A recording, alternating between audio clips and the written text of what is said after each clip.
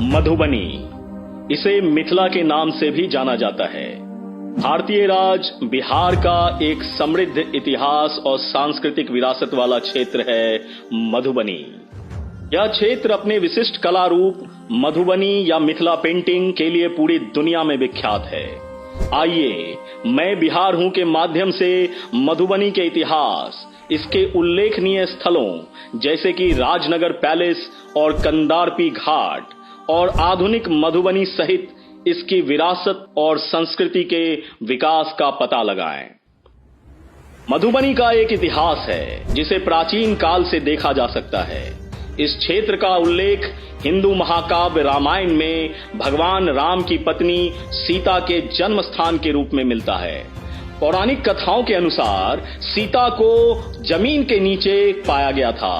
राजा जनक यहाँ पर एक यज्ञ का अनुष्ठान कर रहे थे, जहाँ पर जमीन जोतने के क्रम में सीता माता का उदय हुआ था। यह घटना मिथिला के लोगों के लिए अत्यधिक महत्व रखती है और ऐसा माना जाता है कि इसने क्षेत्र की सांस्कृतिक और कलात्मक परंपराओं में योगदान दिया है। मधुबनी में उल्लेखनीय स्थलों में से एक है राजनगर पैलेस। राजनगर शहर में स्थित एक महल है जिसकी एक ऐतिहासिक संरचना है जो इस क्षेत्र की स्थापत्य शैली को दर्शाने का काम करती है। यह दरभंगा के अंतिम महाराजा कामेश्वर सिंह का निवास हुआ करता था और इस क्षेत्र के शाही अतीत की याद दिलाता है। कंदरपी घाट। कंदरपी घाट मधुबनी का एक अन्य महत्वपूर्ण स्थल है। यह कमला नदी के तट पर स्थित है और धार्मिक महत्व रखता है। भक्त विभिन्न अनुष्ठानों और समारोहों के लिए इस घाट पर आते हैं। विशेष रूप से छठ पूजा जैसे त्योहारों के दौरान, जो कि भगवान सूर्य को समर्पित है, इस घाट पर बेहद भीड़ लगती है। मधुबनी के सबसे प्रसिद्ध पहलुओं में से एक है इसकी पारंपरिक कला, जिसे मधुबनी या मिथिला पेंटिंग के रूप में जाना जाता है।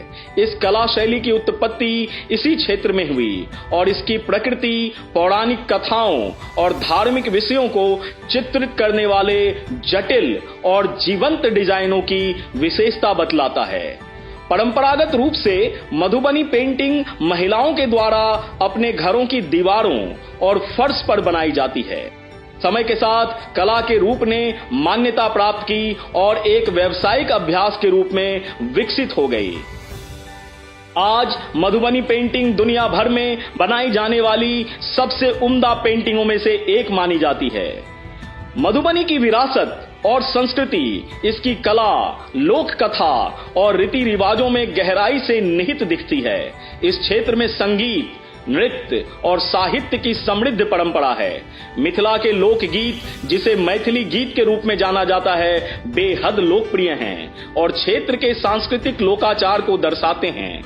यह क्षेत्र होली, दिवाली और छठ पूजा सहित कई त्योहारों को बड़े उत्साह और उल्लास के साथ मनाता है।